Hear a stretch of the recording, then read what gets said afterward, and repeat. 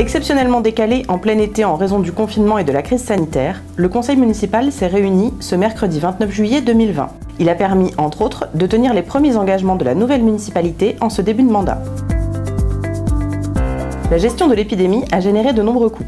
Le budget de la ville pour cette année a donc été complètement recomposé. L'achat de masques et de gel, la réorganisation des espaces de travail et des conditions d'accueil du public, l'augmentation des aides sociales et du nombre de repas servis à domicile, ou encore les heures supplémentaires des services en première ligne, sont autant de dépenses imprévues mais nécessaires qu'il a fallu ajouter au budget. À court et moyen terme, les recettes de la ville seront elles aussi impactées. L'annulation des loyers d'entreprise, les pertes de droits de mutation, mais aussi l'incertitude des financements extérieurs devront être prises en compte.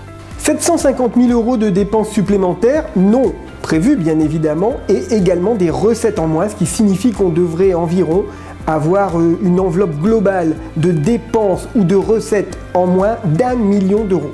Il a donc fallu complètement revoir le budget initial pour intégrer ces dépenses nécessaires bien sûr, mais qui ne pouvaient pas être prévisibles au regard de la pandémie.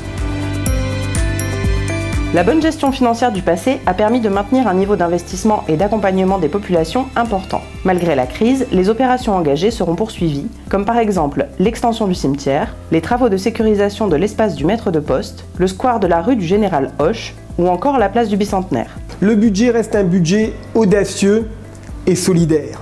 Pourquoi? Parce que Coudekerque-Branche aujourd'hui se porte bien financièrement. Nous avons une dette 3 fois moins importante que la dette au niveau national d'une ville de notre taille.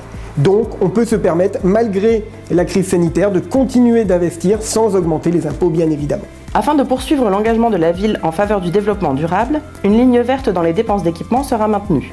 De nombreux travaux auront lieu pour l'amélioration thermique et phonique des écoles et pour limiter la pollution lumineuse et la consommation d'énergie de l'éclairage public en ville.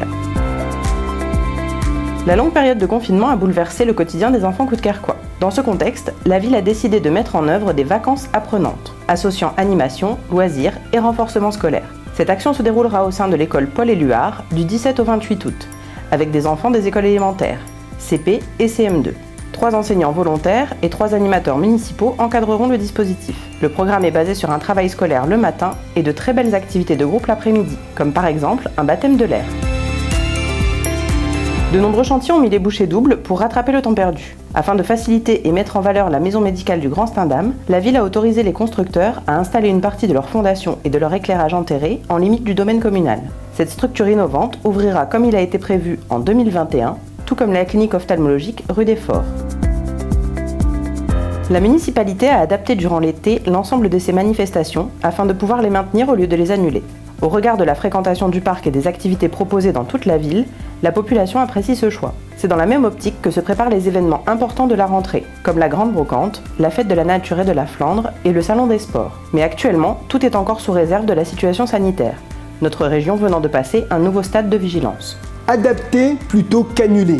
Essayez de maintenir le maximum d'activités tout au long de la saison. C'est ce que nous faisons depuis le début de l'été avec une véritable réussite quand on voit le nombre de personnes présentes dans les allées du parc. L'audience est au rendez-vous. Ce sera la même chose pour la fête de la nature. La brocante a été repensée.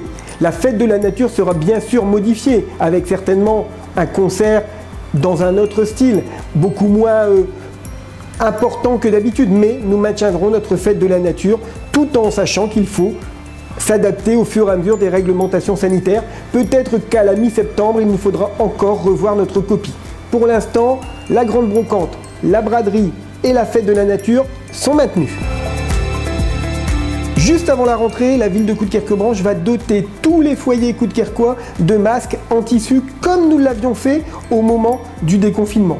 Nous avons continué de produire pendant l'été et donc nous sommes en mesure de garantir de nouveaux masques à tous les coudekerquois. Ils vous sont bien sûr offerts par la municipalité.